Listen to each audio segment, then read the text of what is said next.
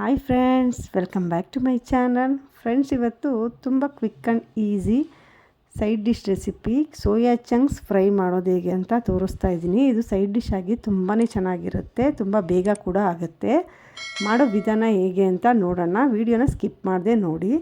ನಾನಿಲ್ಲಿ ಒಂದು ಪಾತ್ರೆಗೆ 2 ಕಪ್ಪಷ್ಟು ನೀರನ್ನು ಕಾಯೋದಕ್ಕೆ ಇಟ್ಕೊಂಡಿದ್ದೀನಿ.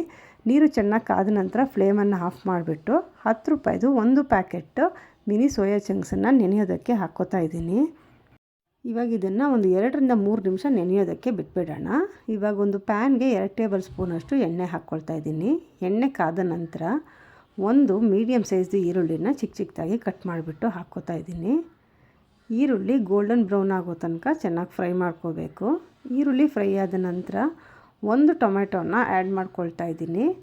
ಸ್ವಲ್ಪ ಫ್ರೈ ಮಾಡ್ಕೊಳ್ಳೋಣ.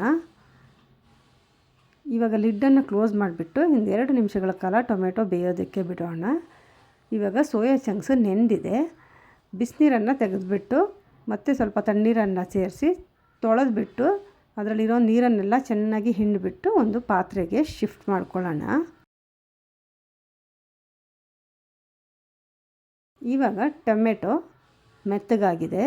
ಇವಾಗ ಇದಕ್ಕೆ ಮಸಾಲ ಆ್ಯಡ್ ಮಾಡ್ಕೊಳ್ತಾ ಇದ್ದೀನಿ. ಅರ್ಧ ಸ್ಪೂನಷ್ಟು ಅರಿಶಿಣ, ಅರ್ಧ ಸ್ಪೂನಷ್ಟು ಚಿಲ್ಲಿ ಪೌಡರ್, ಅರ್ಧ ಸ್ಪೂನ್ ಧನಿಯಾ ಪೌಡರ್, ಹಾಗೆ ಅರ್ಧ ಸ್ಪೂನಷ್ಟು ಗರಂ ಮಸಾಲ ಆ್ಯಡ್ ಮಾಡ್ಕೊಳ್ತಾ ಇದ್ದೀನಿ. ಹಸಿ ವಾಸನೆ ಹೋಗೋ ತನಕ ಸ್ವಲ್ಪ ಫ್ರೈ ಮಾಡ್ಕೊಳ್ಳೋಣ. ಫ್ರೈ ಆದ ನಂತರ ಒಂದು 1/4 ಕಪ್ಪಷ್ಟು ನೀರನ್ನು ಸೇರಿಸ್ಕೊಳ್ತಾ ಇದ್ದೀನಿ. ನೀರನ್ನು ಜಾಸ್ತಿ ಹಾಕ್ಕೊಳಕ್ಕೆ ಹೋಗಬೇಡಿ. ನೀರನ್ನು ಸೇರಿಸಿದ ಮೇಲೆ ಒಂದ್ಸಲಿ ಚೆನ್ನಾಗಿ ಮಿಕ್ಸ್ ಮಾಡ್ಕೊಳ್ಳೋಣ. ಮಿಕ್ಸ್ ಮಾಡಿಕೊಂಡ ನಂತರ ತೊಗೊಂಡಂಥ ಸೋಯಾ ಚಂಕ್ಸನ್ನು ಹಾಕ್ಕೊಳ್ತಾ ಇದ್ದೀನಿ. ಹಾಗೆ ರುಚಿಗೆ ತಕ್ಕಷ್ಟು ಉಪ್ಪನ್ನು ಸೇರಿಸಿ ಚೆನ್ನಾಗಿ ಮಿಕ್ಸ್ ಮಾಡ್ಕೋಬೇಕು.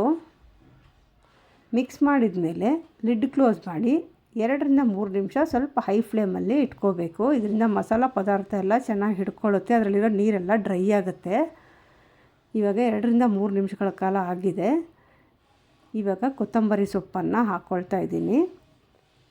ಇವಾಗ ಸೋಯಾ ಚಂಕ್ಸ್ ರೆಡಿಯಾಗಿದೆ. ಸರ್ವಿಂಗ್ ಪ್ಲೇಟ್ಗೆ ಹಾಕ್ಕೊಳ್ಳೋಣ. ಸೊ ನೋಡಿದ್ರಲ್ಲ ಫ್ರೆಂಡ್ಸ್, ಇದು ತುಂಬಾ ಈಸಿ ರೆಸಿಪಿ, ತುಂಬ ಬೇಗ ಕೂಡ ಆಗುತ್ತೆ, ಟೇಸ್ಟ್ ಕೂಡ ತುಂಬಾ ಚೆನ್ನಾಗಿರುತ್ತೆ. ನೀವು ಕೂಡ ಒಂದು ಸಲ ಟ್ರೈ ಮಾಡಿ ಹೇಗೆ ಬಂತು ಅಂತ ನನಗೆ ಕಮೆಂಟ್ ಮಾಡಿ ತಿಳಿಸಿ. ಯಾರೆಲ್ಲ ಹೊಸದಾಗಿ ನೋಡ್ತಾ ಇದ್ದೀರೋ ಈಗಲೇ ಸಬ್ಸ್ಕ್ರೈಬ್ ಮಾಡಿ, ಬೆಲ್ಲೈಕನ್ ಟಚ್ ಮಾಡಿ. ಈ ರೆಸಿಪಿ ಇಷ್ಟ ಆಗಿದ್ರೆ ಒಂದು ಲೈಕ್ ಮಾಡಿ. ಇಷ್ಟು ಹೊತ್ತು ವಿಡಿಯೋ ನೋಡಿದ್ದಕ್ಕೆ ಧನ್ಯವಾದಗಳು. ಮತ್ತೊಂದು ಹೊಸ ವಿಡಿಯೋ ಜೊತೆ ಮತ್ತೆ ಭೇಟಿ ಮಾಡೋಣ. ಅಲ್ಲಿವರೆಗೂ ಟೇಕ್ ಕೇರ್. ಬಾಯ್ ಬಾಯ್.